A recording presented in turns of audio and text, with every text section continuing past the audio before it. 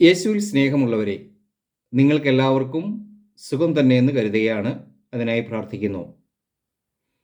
യേശു 10 കുഷ്ഠരോഗികളെ സുഖപ്പെടുത്തുന്നു. അതിൽ ഒരാൾ മാത്രം വന്ന് യേശുവിന് നന്ദി പറയുന്നു. അതാണ് ഇന്നത്തെ സുവിശേഷത്തിൻ്റെ പ്രമേയം. ഈ സുവിശേഷത്തിൻ്റെ വ്യാഖ്യാനത്തിലേക്ക് നമുക്ക് കടക്കാം. ഞാൻ 20 വർഷങ്ങൾക്കപ്പുറത്ത് Bangalore saint John's medical college ഹോസ്പിറ്റലിൻ്റെ വരാന്തയിൽ നിൽക്കുമ്പോൾ മുറ്റത്തെ മരക്കൂട്ടത്തിന് മുകളിൽ നിന്നും വലിയ ഒരു ബഹളം കേട്ടു. ഞാൻ മുകളിലേക്ക് നോക്കിയപ്പോൾ പ്രായമേറെ ചെന്ന വ്രണബാധിതനായ ഒരു കുരങ്ങന്മാരുടെ ഒരു സംഘം ഓടിക്കുന്നതായിട്ടാണ് കണ്ടത്. കുറെ കഴിഞ്ഞപ്പോൾ ഈ കുരങ്ങ് താഴെ വീണ് ചത്തു എന്ന് മനസ്സിലായപ്പോൾ മറ്റ് കുരങ്ങന്മാർ വന്ന് നോക്കിയിട്ട് നിശബ്ദമായി തിരികെ പോയി.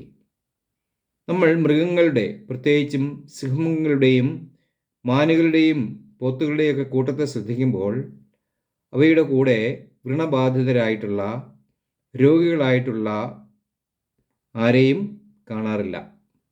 അവരെയൊക്കെ എങ്ങനെയെങ്കിലും ഒഴിവാക്കുന്നതാണ് കാട്ടുനീതി. യേശുവിൻ്റെ കാലത്ത് കുഷ്ഠരോഗികളെ ഇതുപോലെ സമൂഹത്തിൽ നിന്നും നിഷ്കാസിതരാക്കിയിരുന്നു. അങ്ങനെയുള്ള 10 കുഷ്ഠരോഗികളെയാണ് യേശു സുഖപ്പെടുത്തിയത്. പ്രിയപ്പെട്ടവരെ, ഈ 10 കുഷ്ഠരോഗികളിൽ ഒരാൾ തിരികെ വന്ന് യേശുവിന് നന്ദി പറഞ്ഞു. യേശു തളർവാദ രോഗിയെ സുഖപ്പെടുത്തി. തളർവാദ രോഗി എഴുന്നേറ്റ് യേശുവിൻ്റെ പിന്നാലെ പോയി എന്ന് എഴുതിയിരിക്കുന്നു. യേശു പത്രോസിൻ്റെ അമ്മായിയമ്മയെ സുഖപ്പെടുത്തി. അവൾ എഴുന്നേറ്റ് യേശുവിനെ ശുശ്രൂഷിച്ചു എന്ന് ബൈബിളിൽ നമ്മൾ വായിക്കുന്നു. യേശു അന്ധനായ ഒരു വ്യക്തിയെ സുഖപ്പെടുത്തി. അന്ധൻ യേശുവിനെ അനുഗമിച്ചു. പ്രിയപ്പെട്ടവരെ, ദൈവം നമുക്ക് സൗഖ്യം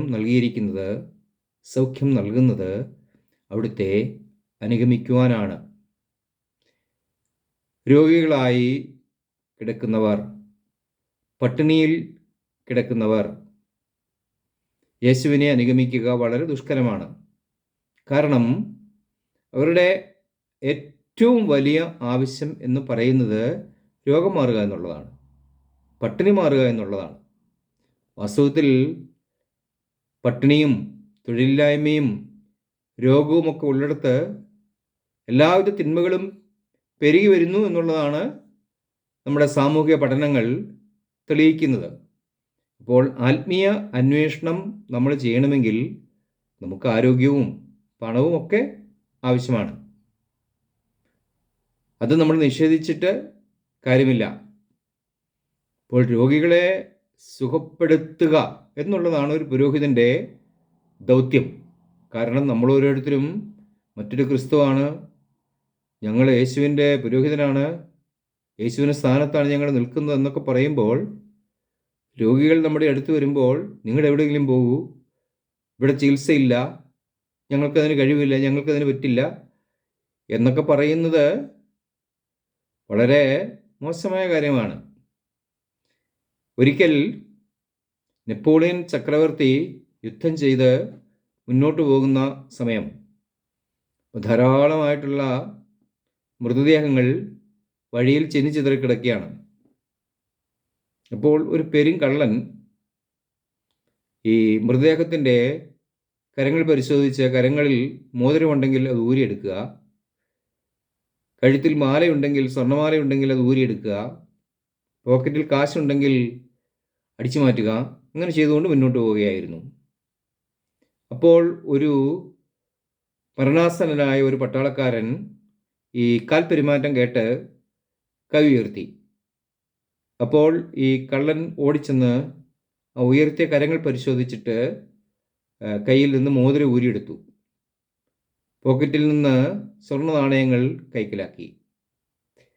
ഇത് മനസ്സിലാക്കിയ മരണാസന്നയായ കുറേയൊക്കെ ബോധമുണ്ടായിരുന്ന ആ പട്ടാളക്കാരൻ ഇപ്രകാരം പറഞ്ഞു: പ്രിയ സഹോദര, ഞാൻ നിന്റെ നേരെ കൈ നീട്ടിയത് നീ എന്നെ